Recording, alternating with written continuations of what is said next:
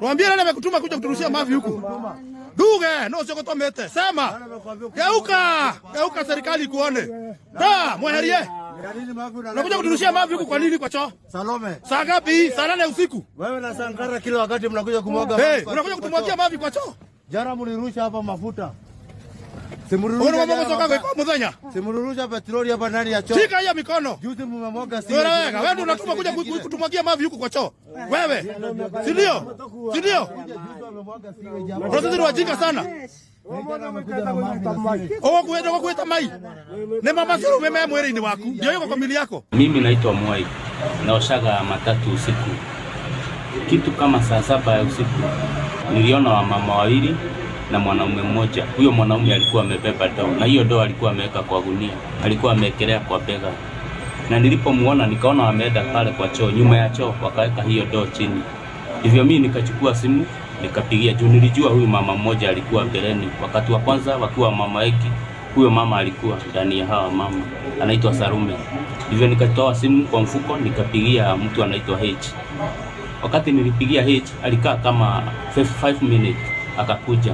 Kwa majina yangu naitwa Henry Mora, lakini wengi wananifahamu kama H, na mimi ni chairman wa Life Changer Self Help Group, chama ambayo imeliziwa ile choo ya municipality. So wakati mimi nilitokea Salome akakimbia. Aliponiona akakimbia pale Naivas kwa masoja.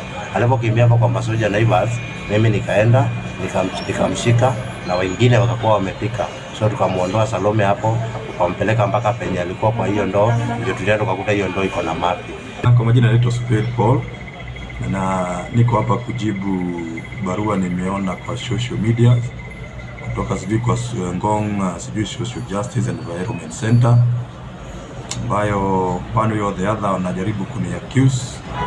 Those are accusation ya kwamba on Monday morning, early morning, mimi na wenzangu tuliweza kuattack to one na Salome na Isenya. Na firstly, huyo mama alipatikana na wenzangu ambao wamepatiwa facility kwa Iran, wakijaribu kumwaga kinyesi kwenye hiyo choo. Na mnakumbuka on Thursday the same week last week kuna vile ilikuwa imechafuliwa na ikaleta apro katikati ya wana Ngong. So on Sunday morning tulirudi kugundua kwamba kuna kisanga kingine kilitokea usiku.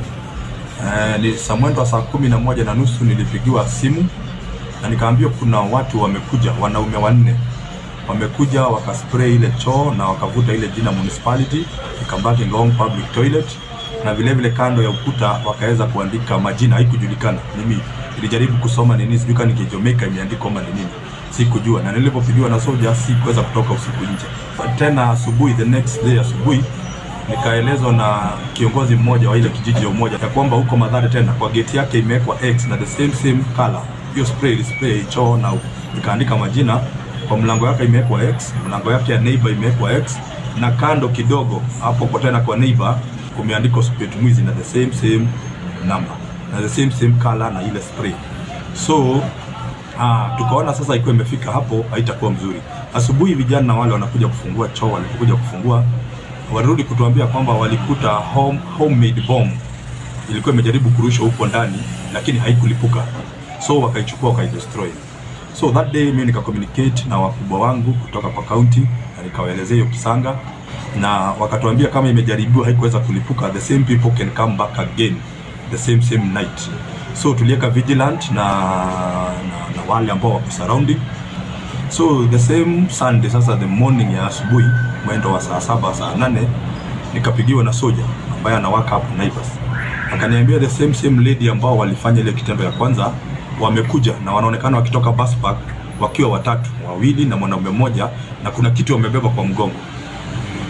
So nika-inform mahali tulikuwa tumekaa, nika-inform hichi, nikamwambia chomoka ukaangalia nani hao. Rudishwa kocha akaniambia alipomuona walitoroka wakaenda pale Naivas, akagusha ile kitu alikuwa nayo, mama mwingine akapotea, mwanaume sijui alienda wapi, na tukamrudisha sasa nika akamrudisha ili tumbebeshe hiyo alikuwa amekuja nayo, hiyo gunia alikuwa amebeba na ndoo, airudisha aende.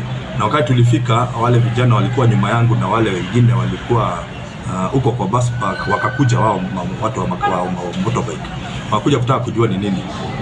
Alipoambiwa bebe hiyo kitu tumpeleke police station ili akaeleze nini, kwa nini alikuwa amebeba kinyesi, kwa sababu tuligundua ni kinyesi, kwa sababu obviously inanuka, you don't need to be told nini hiyo. Aliiangusha ikarukia watu, na iliporukia watu wale walikuwa surrounding, kwa hasira zao wakajipanguza na yeye hiyo kinyesi, na nikachukua hatua, nikapiga police station. Tukaambia wananchi ni vyema hata kama tunampandisha pale juu tujaribu kujua nani alimtuma. Tuambie nani amekutuma kuja kuturushia mavi huku. Duge, no sio kutomete. Sema. Geuka serikali kuone. Mweherie. Nakuja kuturushia mavi huku kwa nini kwa choo? Tulijaribu kumfungua uso atueleze ni nani ambaye ameweza kumtuma, which jawabu ambayo hakuweza kusema. But at the end of the day aliachilia sura ikaonekana yeye ni nani, kwa sababu we wanted to at least watu wa Ngong waone na even the world waone nani huyu anafanya hii, ili next time wasijaribu kurudia hivyo. Na tazama hiyo video ambayo iko kwa mitandao, na pale naona ameshikwa, aonyesha uso wake. Ndio. Yule mtu ambaye alitazama hiyo video anaweza kusema umetumia excessive force. Mimi chenye naweza sema mwalifu ni mwalifu kando na ajenda yake. So Salome tulimhando si kama mama, tulimhando kama mwalifu wa kawaida, na hakuna harassment yenye alifanyiwa wala kuchapwa. Singetaka kuongea mambo mengi. Once kitu imeanza kuchukua mkondo wa sheria, tutaiachilia ichukue mkondo wa sheria. Sisi tumemshtaki na tunatarajia kesho atakuwa kotini kujibu majibu yake. Na kama kuna those accusers nao ambao wanajaribu kuaccuse pengine mimi na H ama somebody else na kwamba he was sexually harassed ama pengine alikuwa assaulted, watakuja kotini nao vile they'll produce